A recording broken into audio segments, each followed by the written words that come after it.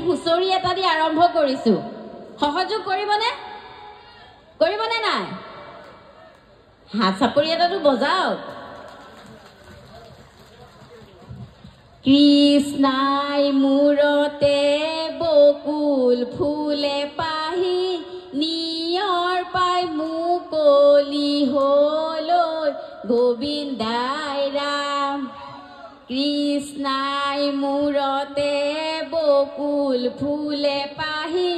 নিয়ৰ পাই মুকলি হলৈ গোবিন্দাই ৰাম কি হ'ল হাই হাই মই মৰি নাযাওঁ কেলে বাৰু কিয় ইমান শপত খাইছেনে একো এটা নকওঁ বুলি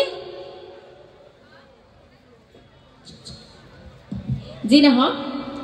জয় জয়তে সমূহ পাৰাকুচিবাসী ৰাইজলৈ মোৰ ফালৰ পৰা ৰঙালী বিহুৰ উলগ যাচিলোঁ এই অঞ্চলৰ এই পাৰাকুচিবাসী ৰাইজৰ সহযোগত ইমান ধুনীয়া এটি অনুষ্ঠান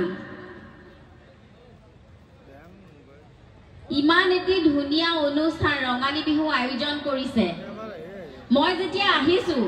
তেতিয়া দেখিছো যে ইমান ডাঙৰ ফিল্ড ইমান মানুহ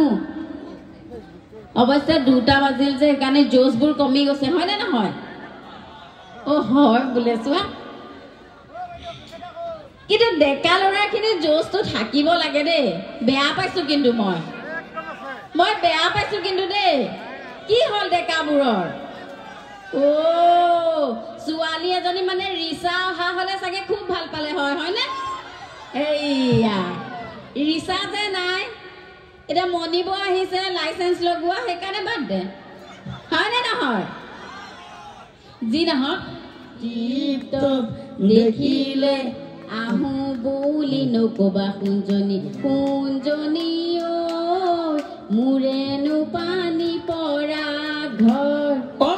হাতত চহৰীয়া লৈ পানী টুকি থাকোঁতে মাজনী হাতত চহৰীয়া লৈ পানী টুকি থাকোঁতে কুঞ্জনী হবনো পানী লগা জ্বৰ ঐ অৰুণাচলতে কন্তে কৰি থাকোঁতে এজনী ছোৱালী মোৰ প্ৰেমতে পৰিলে তাই নাম হ'ল অমিয়া দেখিবলৈ